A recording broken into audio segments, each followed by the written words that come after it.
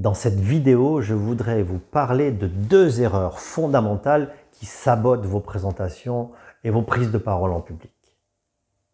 Alors la première, elle va s'intéresser au contenu.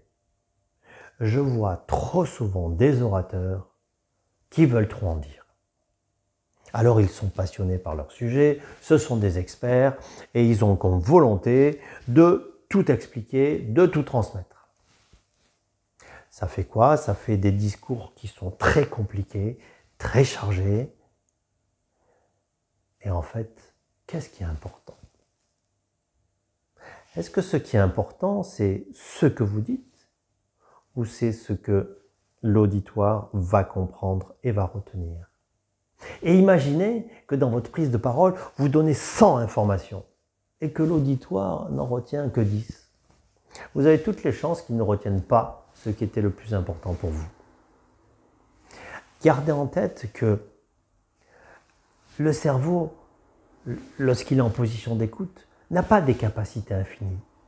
Gardez en tête aussi que vous, lorsque vous parlez, vous savez ce que vous dites, vous maîtrisez votre sujet et vous savez ce que vous allez dire, point par point.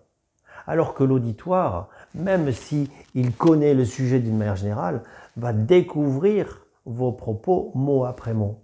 Et pire encore, si vous adressez à des auditoires qui ne sont pas experts du sujet, vous avez toutes les chances de les perdre.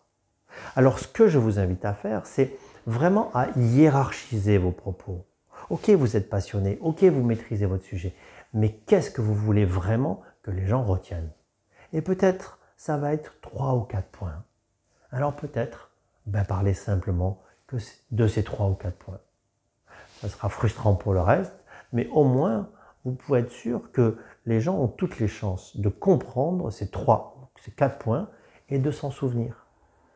Parce que du coup, vous allez prendre beaucoup plus de temps, vous allez pour expliquer, pour reformuler et être clair sur ces 3 ou 4 points. Donc ça, c'est la première erreur. La deuxième erreur, vous allez voir, elle est liée souvent à la première. La deuxième erreur, c'est de parler trop vite. Et trop souvent, je vois des orateurs bien intentionnés, motivés, qui parlent extrêmement vite.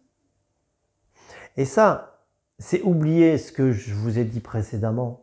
Vous savez ce que vous allez dire, mais votre auditoire le découvre à chaque mot, chaque syllabe, chaque voyelle, chaque consonne. Votre auditeur est obligé de faire un décryptage, de reconstruire les mots, les phrases, les concepts, de comprendre, de se positionner, de se dire « Ah oui, c'est une bonne idée » ou « Ah non, je ne suis pas d'accord ». Ça prend du temps. Et si vous parlez trop vite, vous ne laissez pas ce temps-là à votre auditoire. Et qu'est-ce qui se passe? Eh bien, au bout d'un moment, votre auditoire décroche. Il y a des phrases qu'il ne va pas écouter ou qu'il ne va pas comprendre. Il y a peut-être même des concepts qu'il ne va pas comprendre parce qu'il n'aura pas le temps. Le processus de réception d'informations, c'est vraiment un processus qui est complexe. Alors, laissez le temps à votre auditoire de comprendre. Ne parlez pas trop vite. Et puis, dites-moi bien, vous voyez des gens qui parlent trop vite, est-ce que ce n'est pas un peu fatigant à force? Est-ce que ça ne met pas un peu sous tension? Et puis, quelle image vous dégagez lorsque vous parlez trop vite? À l'inverse, quelle image vous dégagez lorsque vous parlez plus lentement et beaucoup plus sereinement? Il y a toutes les chances que l'image que vous dégagez lorsque vous parlez très vite, c'est quelqu'un d'un peu stressé, de pas forcément stable. Alors qu'à l'inverse, lorsque vous parlez d'une façon beaucoup plus posée, beaucoup plus lente, vous avez toutes les chances de dégager une image de quelqu'un de posé, une force tranquille. Voilà, j'espère que cette vidéo vous aidera à prendre conscience de ces points qui peuvent être assez dramatiques lorsque vous faites une présentation. Et puis, à partir du moment où vous en avez conscience, si vous êtes concerné par le sujet, bien sûr, eh bien, essayez de diminuer la quantité de contenu que vous voulez passer, et puis essayez de ralentir. Je vais vous dire pour finir que je n'ai jamais vu quelqu'un qui parlait trop lentement. J'ai souvent vu des gens qui manquaient d'énergie, mais des gens qui parlaient trop lentement, jamais. Parce que je crois que vous pouvez ralentir énormément tant que vous avez beaucoup d'énergie. À bientôt.